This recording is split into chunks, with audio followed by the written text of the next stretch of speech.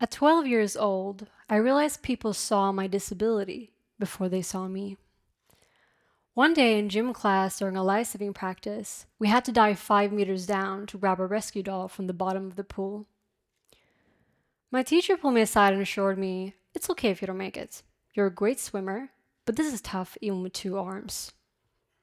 Big mistake. Stubbornness runs in my blood. If it were an Olympic sport, I'd flood the oceans in gold. But in that moment, it wasn't about completing the dive. It was about showing them that I could.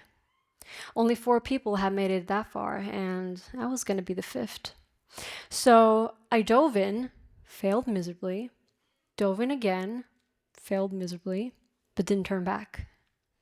I was out of air, but I didn't care. I kept swimming. As I reached the bottom, my fingers closed around the doll's arm as I kicked up with everything I had, only to feel its weight dragging me down. I fought my way up, yet the surface felt miles and miles away. And suddenly, my grip slipped as I started coughing underwater, choking. But I held on as if my life depended on it. And it did. I was drowning, but I refused to let go no matter how much it slowed me down. I remember thinking, I don't care if I die. They are not gonna be right about me. And as I broke the surface, the room was in shock, applauding. If you listened to that story and thought, she's so inspiring for defying the odds with only one arm, then you stepped right in the trap of inspiration porn. I want you to take a moment and ask yourself, why was she even doubted in the first place? Well, it's because I have one arm. And this is at the core of the social theory of disability. Society doesn't just see us as disabled, it exaggerates our actual limitations, making us seem more disabled than we actually are because of societal assumptions. And assumptions are dangerous because they don't just create stereotypes that misjudge us, they confine us. Historically, disabled individuals have been branded as weak, fragile, unintelligent, and ugly, despite being anything but. Inspiration porn thrives because society views disability through a lens of pity and exceptionalism rather than normalcy and equality. It reinforces the idea that we must overcome our disability to be truly valuable and worthy by being more intelligent, more ambitious, and more beautiful than disabled individuals are ever believed to be, so that our existence becomes a source of motivation for non-disabled. And when we do push past those barriers and achieve what society never expected from us, we're packaged and consumed as heroes or inspirations, as if our existence is extraordinary rather than simply human. You're allowed to feel inspired by disabled individuals. Inspiration is not the issue. The issue is why you feel inspired.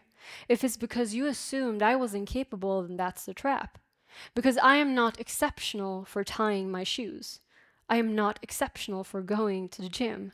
And I am not exceptional for carrying my grocery bags. I am human. These mindsets made me feel like I didn't belong from an early age.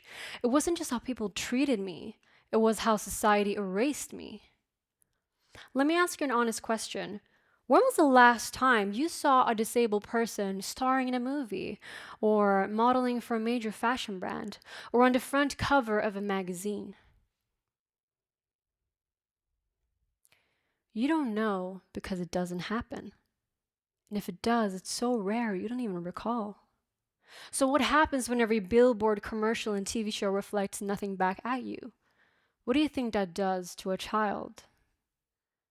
They start believing that they don't belong. And I know this because I was that child. When the world tells you there's no place for you, you're left with 2 choices: disappear or fight. And I wasn't going to disappear. I turned my entire existence into a counterattack. Every time they underestimated me, I turned it into fuel. Every time they doubted me, I outperformed. Every time they set a bar, I raised it higher. And I was winning. Yet the success never felt like mine. Because it wasn't. It was a personal vendetta disguised as victory. Proof that I was more than their doubts. Winning was never really the end point. Because no matter how hard I fought, the finish line kept moving. I kept trying to outrun something that was never about me. This wasn't just a personal battle, it was systemic. Because even if I had won, the world around me stayed the same. That's because one breakthrough doesn't change the system.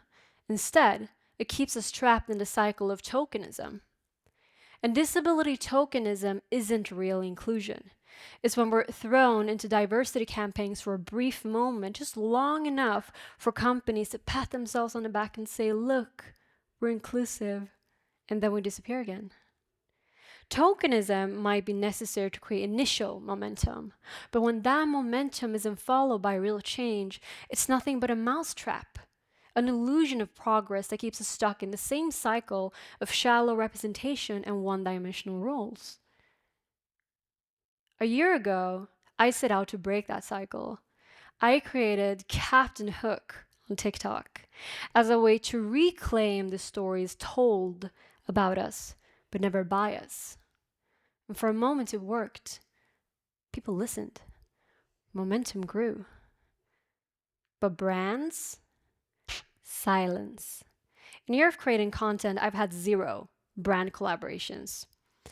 At my peak, my videos reached 7.6 million views, with 97.5% of my viewers being from Sweden. Even if we assume half were repeat views, that's still 3.8 million people. Or let's go lower even. Let's say it's 1 million people. That's still 1 in 10 in the entire country, and yet nothing. With that reach and media presence, I wasn't hidden, but I wasn't breaking through. Brands saw me. They liked and commented on my videos. But seeing, liking, and commenting isn't the same as taking action. And when they do take action, it's often on their terms, not ours. Last year, after a radio feature, the station posted a photo of me with the caption, "Got her bionic arm and gained her confidence back." Captain Hook is my past, present, and future. My confidence was never something needed to be given back to me. It wasn't lost waiting for a bionic arm to restore it and make me whole. See, when we do give visibility, it's often molded into something digestible, something tragic. And I don't blame the brands, because no one wants to sell pity. So all they see is risk. But is risk the only reason we're left out? I know someone out there might be itching to say, honey, it's about sales. Don't take it personally. Well, honey, with a bachelor's in marketing and master's in international business finishing this June, I think I've earned the right to say that's a lazy excuse. Because if it's really about sales, what sells today? It's not airbrush perfection, it's authenticity. Time and time again, study after study, we see consumers gravitate towards brands that feel real. Brands that not only reflect their lives, but their stories, not some unattainable ideal. So if disabled individuals make up 20% of the Swedish society, why do we exist in 0% of the one you see? This isn't ignorance, it's a social framework. So, what's the solution then? Well, the power solution is simple: curiosity, respect, and inclusion. Now, I could stand here and provide you with a 10-step program on how to be more inclusive, but would that really change anything? No. Because the real solution is you. You are the brand. You are the company. You are the hiring manager, the marketing director, the news journalist, the decision maker, the storyteller, and the gatekeeper of who gets seen and who stays invincible. You already know what needs to change. Because here we are, 2025, and disability representation is still not a priority, not a necessity, just a footnote in diversity efforts. But disability representation isn't just about visibility, it's about power, about who gets to tell their story. So, to every brand, every company still hesitating, still debating whether disability is marketable enough, you're already behind. Because the question isn't whether the world is ready for disability representation, it's whether you are. And if you're not, then get out of the way because we are done waiting.